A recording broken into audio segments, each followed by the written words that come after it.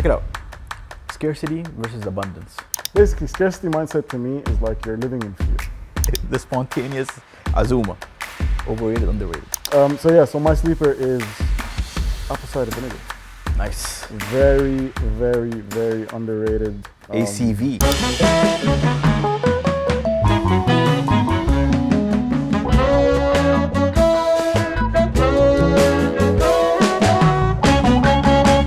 Welcome back, everybody. We're back. The Noop Theory. We're here. Noop. Episode 4. Let's get it. Let's go. How you been, Ayman? Good, man. What's going on? How are you? Alhamdulillah. It's been another eventful week. Yeah. It's, actually for me it was kind of calm. Oh, yeah? Just relaxing, it was just like we had a couple of events at work that were supposed to go down but didn't go down.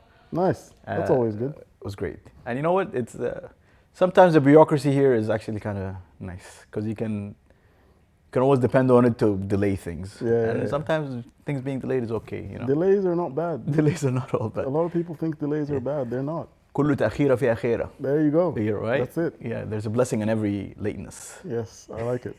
Yeah, man. No, it's definitely event season in Doha. I think once the weather starts getting better, a lot of these events start happening. A lot of people start flying in for events. Exactly. It's a nice time. It's a good time to be in Doha. It really is. It's also just in general October, like in our line of business, is like there's breast cancer. It's Breast Cancer Awareness Month. Mm-hmm. There's mental health awareness, and then November is also like there's something. I forget all these things. November. Men's health. November is like men's health. Men's I think health. globally. Yeah, and there's something else, but whatever. Yeah, no, it's packed. Yeah. So yeah, alhamdulillah. I like it. Yeah. So what you got? I got an interesting one for you today. All right. And it's kind of abstract and open-ended, which I think is a lot of what we do here, but which is also kind of beautiful. Like I like sharing an incomplete thought. Yeah, man. That's why the segment's called "What Do You Think?" What do you think? It's not because it's not what you know. Okay. And it's always like I feel like a lot of topics are always open for interpretation. Yeah. No, for sure. This one for sure is. All right. There's a lot of check it out. Scarcity versus abundance. All right. So there's in terms of it's a very broad term, but we're just gonna try to like kind of tie it down so we can get a fruitful conversation going. So yeah, scarcity versus abundance. It's two mindsets. What do you think? Do you think having a scarcity mindset, especially I'm coming at it from the view of a diaspora or views of immigrants. Okay. Where a scarcity mindset was always kind of, I don't want to say like bred into us, but like there was always like a fear of like, okay, we're here on a mission. We're here to get that money and go back home. Yep. That was always kind of the underlying motto. And it wasn't just like my family. I would see it in everybody. All these Arab expats coming here to work. I'm not here to have fun. I'm not here to do anything but get that money and go back home. Save. A lot. Exactly. Even looks bad which like it hurts everybody. It hurts you, the one person going through it, because you're just like, you're living in that scarcity mindset. You're just thinking everything is stress. And also it hurts the country you're in because you're not fully kind of embedded into it. You're not contributing. You're not contributing, but also like you don't feel like you belong here fully. So like True. So even like the social aspect of it is kind of interesting to me. Yeah, you're like that's such an interesting topic, man. Like when you're like an immigrant and you have the scarcity mindset, it's almost like you're 1 foot in, 1 foot out. Yeah. You're here. Like let's take a real example of like our families, for example, right? So our families, let's say they immigrate from all across the world and they end up in Qatar. But because of the scarcity mindset that's been embedded, it's like you're working, you know that, or you have this idea that tomorrow is not promised. Yeah. And at any given moment you could get fired. And so while you do have a job, you're not really living, you're just like saving up everything for a rainy day or to build that house that you want to build back home. True. Et cetera. So we're saving, everyone's here, they're saving, they're like trying to raise their kids, but also very, very cognizant of like this whole, we're trying to build for the future. And not even building for the future, you're almost like trying to save as much because you know that the end goal is to leave and go back home. Yeah. Personally, if you want my personal take on it, I think that's so wrong on so many levels. لأنه it robs you from this idea of living in the present. Because if you're so caught up in like, basically scarcity mindset to me is like you're living in fear, right? Yeah. Yani you're living in fear of getting fired. You're living in fear of failing. You're living in fear of, even when it comes to like starting a business, right? Like if I have an idea and I have a scarcity mindset, my idea might be great, but then I start working on it for a couple of weeks and then I hear or I see that someone else is working on the same idea. If I'm someone that subscribes to like scarcity mindset, I would stop right there and then, because I'm like, oh, he's gonna do it. He might do it better. If I don't have like that competitive thing, which in business is very important, I'm just gonna forget about it. On the other hand, if I have an abundance mindset, then it's like a whole different world. You see the world so different, because it's like there's enough to go around for everyone. Yeah, exactly. Like there's plenty to go around. You know, it's also, it's scientifically, spiritually, it's true. Like there's so much to go around. But you know, just to go back to the diaspora immigrant stuff, it's interesting, especially as a Sudani, like where like sure there's a scarcity mindset, but also like Sudanis are very social and very like the amount of times like you'll just have like a impromptu like azuma home, you know. So that's abundance. That's an abundance mindset. So we're kind of jumping rope between the two. You're jumping based on kind of like we were talking in the last episode, the optics of things. So like when it comes to food, it's like abundance. There has to be enough for everyone and their kids and their families and their neighborhoods to eat. But then in day-to-day life, it's like, I can't buy that extra coffee or I can't buy that extra whatever the case may be because I'd save all that money. I can't go on that vacation. Exactly. Right. And like so it goes back to what I was saying about robbing yourself of so many like just moments of life.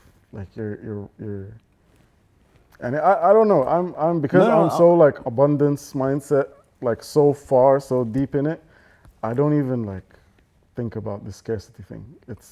I'm with you because even like just from a metaphysical level, only the now exists. Yeah. That's it. It's only right now. That's what matters right now. That's it. It doesn't mean to like just don't think about like don't be an idiot, but like now is the only thing that's just like matters, right? That's so really promised. Yeah, that's it. So just live your now, you know, and it goes back to that, all these, I mean, including our families, everybody just like saved up, assuming that they're gonna go back home. And now back home doesn't really exist, you know? So that's our reality today, yeah. Yeah, so, you know. So what did you do it all for? Yeah, what did you do it all for, Was it really worth it? That's a question, right? Yeah. Was it really worth it? You know what else actually I'll add to that is scarcity mindset almost makes you think that you're in control of everything. It makes you think that you are in control of your own destiny. That's well said. Or like your That's fate, well said, yeah. Right? But the truth is, we're not in control of anything. أنا الليلة أنا ما أعرف أنا هيحصل لي شنو بكرة، ما أعرف هيحصل لي شنو السنة الجاية، ما أعرف هيحصل لي بعد 5 سنين شنو. Obviously that's a very like dark, maybe a little bit dark way to think about it, but at the same time, if I'm literally using every minute of my existence to save for a rainy day or to like not pursue something because of a fear of failure, what am I doing? Like what am I doing? Genuinely, what am I doing? But as opposed to being more of an abundant mindset person who's literally just gonna take all of the risks that life throws at me, try everything, give it my best. If I fail, that's cool too. Like it's fine. Like being okay with failure is such like a profound thing that a lot of people don't seem to understand.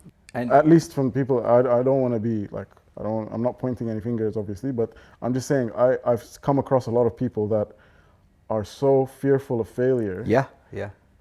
That they hold themselves back from their potential. And it's even like, you know, just to build on that, in the gym, when you achieve failure, that's when the growth actually happens. Oh my God. You know what I mean? There you go. Yeah. There you go. There's literally no better way to explain it. That's it. That's when because it's not really like, you learn so much in what you call failure, quotation mark, right? But like, so it's not even like, that word just has like a weird, it's because, but again, it's because of how we grew up, right? Yeah. So like you grow up, you get punished for failure. Yeah.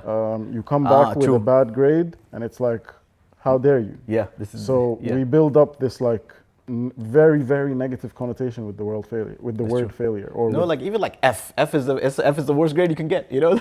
and it's like if you get too many Fs, you might get kicked out of school. Yeah. And it's like, so that's why. Like I can understand. I That's true. understand That's how true. it came about, but it's almost like, well, damn, you grow up and I have all of this fear of failure, but now you're telling me to be okay and accept failure and actually, like in my business, I encourage everyone to fail fast and fail forward. Yeah. That's nice. Because like that. when you fail, the more you fail, the more you learn. Exactly. And then if you learn, you can do it better the next time. And then multiple sort of loops of that means that you get an advantage on everyone else who hasn't failed. It's so True. like, it's such a, it's weird, but it's, yeah. So, do you think the Gen Zs, and Gen Zs are what, born in 2000? I think so. I don't know scientifically. We might have I think, we can look that up, but If they don't remember 9/11, okay? okay. Yeah, if they don't remember Okay.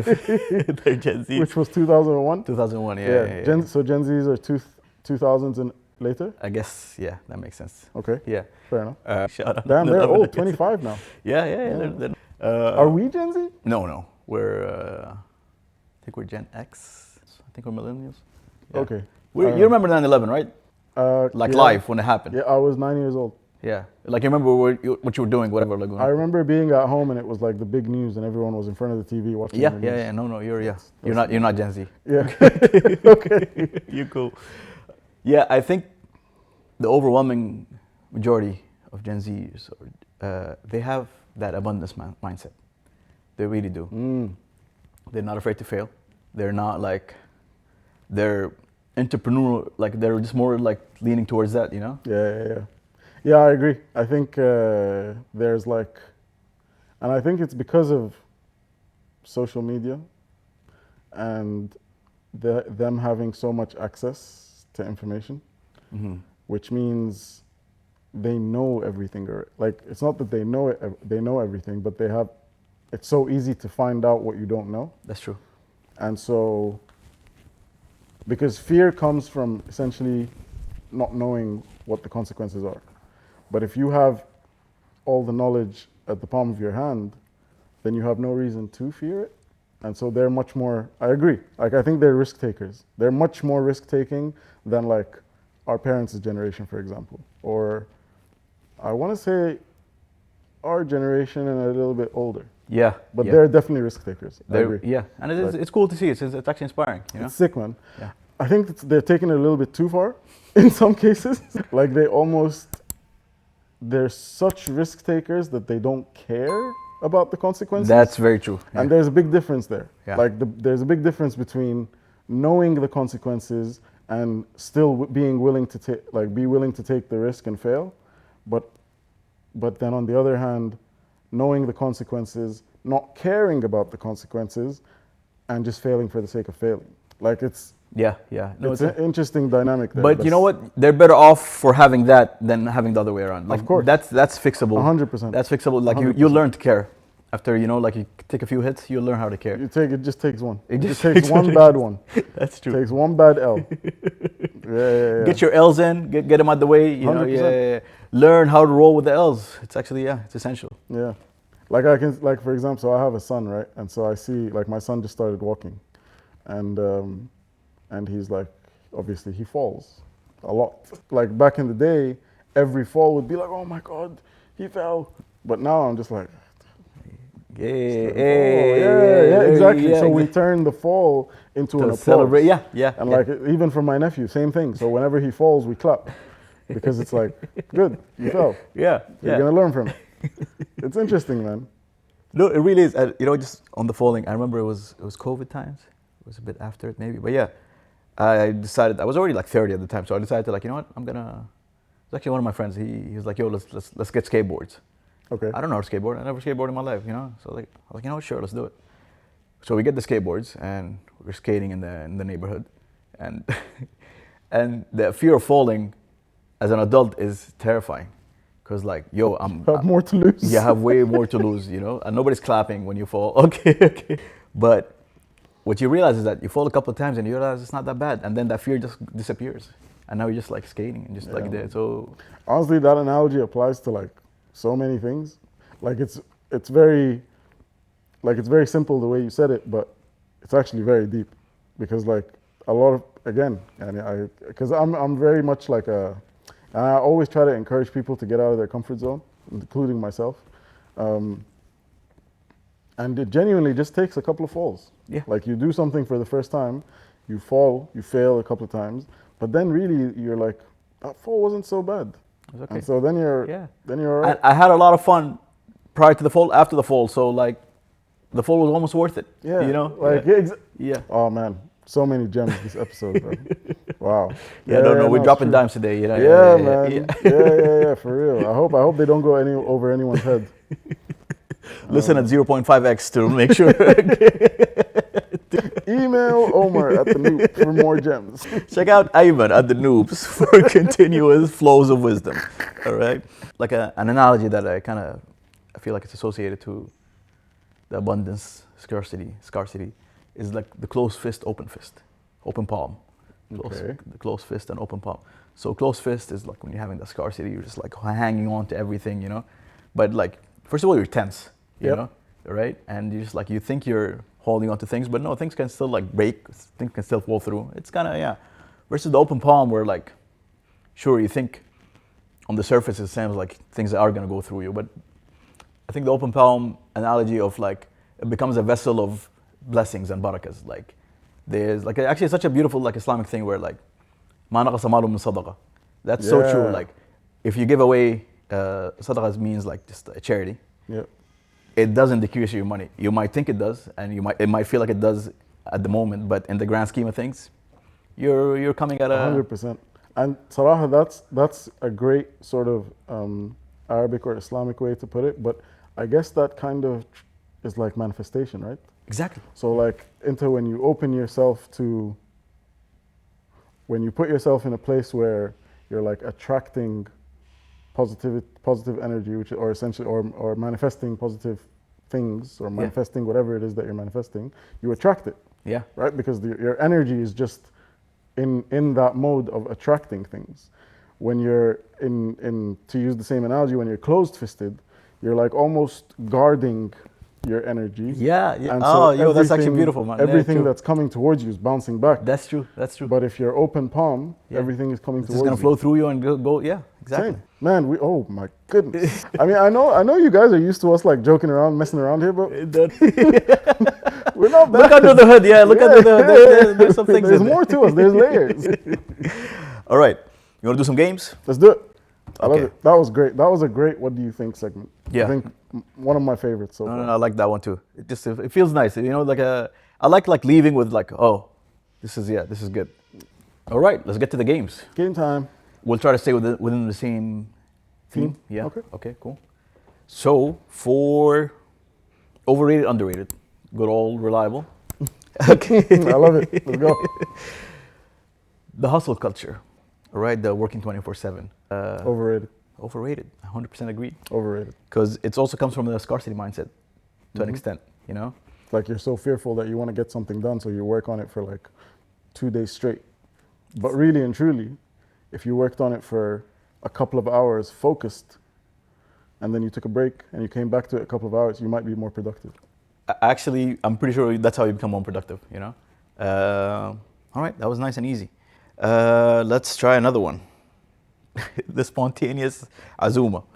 Overrated, underrated. Spontaneous azuma. Azuma is like a gathering. A gathering, yeah. Like a spontaneous lunch gathering or dinner gathering. I'm not a azuma guy, so I might be biased here, but underrated, I think. Underrated? Maybe underrated because, I mean, I guess it depends on there's so many different things that. I mean, I know, I'm sorry, dude. Like, this is overrated. This is actually, what's another word for like, okay, like.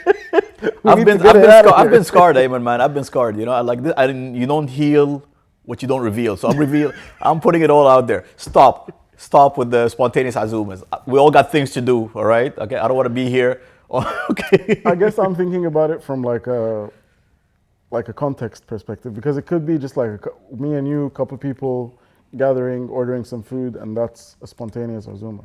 Fair. But when it's like the azuma. That's where the we one know. which Yeah, we know, yeah. yeah, spontaneous of those is a horror show. It's harsh for everybody involved, except like the host or like because whatever, like they gotta feed these people, we gotta serve these people the food, we gotta like and like it's it's okay. like Overrated. I don't even like I have some views about regular azuma, so you're telling me like a spontaneous. Okay, I'm gonna change my mind. Overrated. All right, this is a good one. Splitting the bill. Underrated. Yeah. Underrated. Split the bill, man. Like it's fine. Yeah. Like it's cool. I'm like it's fine. We don't gotta split to the T and everything. It's just like we're not. Let's just split it. If Yeah. the bill is 150, it's fine. Thank you for making it easy. All right, sleepers. Let's go. What you got for me this week? So my sleeper is apple cider vinegar. Nice. Very, very, very underrated ACV. thing. Okay. I don't know what you call apple cider vinegar in like a category. I don't know what category it belongs to, but apple cider vinegar, skin, gut, so many benefits. It's So many versatile. benefits. It's versatile, So and many it's like yeah. Supplementing in general, I think I'm learning that. So whether it's apple cider vinegar, whether it's creatine, which had a very sort of negative rap for the longest time. People thought it was just like a gym bros thing, Yeah, right? yeah, yeah. No. Creatine is the amazing. one. Yeah. I have creatine every morning with my coffee now. Not sure if that's the best way to consume it, but as long as I get my Creatine in, that's what matters. Yeah. that's what matters. So yeah, my sleepers are, I guess, supplementing the right way, in the right quantities, and my first two recommendations are apple cider vinegar and creatine. Nice. Those are good ones. All right. What about you? What you got? I got a good one. Ibrahim Salahi. I hope I'm saying his name. It feels. Salahi. I feel like it's the artist. Yeah. So it's a Sudanese artist. Yeah. Okay. He like is. What kind of artist? He's a painter. Wow. He is 95 years old. I came across. MashaAllah. Yeah, and still going at it, still painting. Umr. Yeah, man, inshallah. I first came across his work in Mathaf, the Museum of Modern Arab Art in QF. Great place, by the way. Mathaf is very cool. It's like a Where is it? Qatar Foundation. Yeah. Where? It's like behind VCU, kinda. It's like its own building. It's a standalone Okay, building. It's called nice. Mathaf. Okay. It's actually incredible. Mathaf is great. So yeah, I came across his work there for the first time, and it was almost trippy because it was, I think they call it like coal pencils or whatever, where like it looks like a photo. That's how accurate like the. Oh, but it's drawn. But it's drawn. Okay. Oh wow. And then I came across his work, and it blew my mind. It's highly recommended. Is he here in Qatar? No, I don't think so. I think he's either in the UK or the US, one of the two. Okay. Yeah. But he has a exhibition in MoMA, a Museum of Modern Art. New York. Yeah. Oh wow. And he kind of came up with his own, like he started put calligraphy into paintings sort of style. He started that. So he has like his own style. He has, yeah. Highly recommended. Incredible piece of work. Ibrahim As-Salahi. Ibrahim As-Salahi. I've never heard that Sudani surname. Maybe it's Salhi. Could be a Salhi. Okay. Thing is, like, again, and this is on us. Like we Sudanese, we don't archive well. Yeah. It's agree. almost like insulting that all his stuff, everything I was reading about him was from white people, basically. That's who was celebrating his work. Yeah. I've never heard him in any Sudani kind of. I mean, this is literally the first time I'm hearing. I never came across, but like he is very well celebrated. I hope we're like just the ignorant, non sort of educated guys Possible. who don't know him. Possible, but And, like he's very big in like the arts community. I hope so. I really hope so too. If we're being ignorant, please let us know. Yeah. I mean, we're here now. Yeah. We know him now. We know him now. Yeah, no, I'm on. Yeah, no, for sure. I love it, man. Can you buy his art anywhere? I'm not sure. I started following him on Instagram. I don't think he's posting himself, but like he's on Instagram. Shout out to him, man. But man, check out the work. It's incredible. If he's posting himself at 95 years old, that is impressive. It really is. That is impressive. I love it, man. Ibrahim As-Salahi and supplements. Those are our sleepers for you this week. Thank you, guys. We'll see you on the next one. Thank you. And again, tune in, subscribe, like, share fil khair. Don't stop nooping. Don't stop nooping. Don't stop nooping. We'll see y'all on the next one. See ya. Peace out.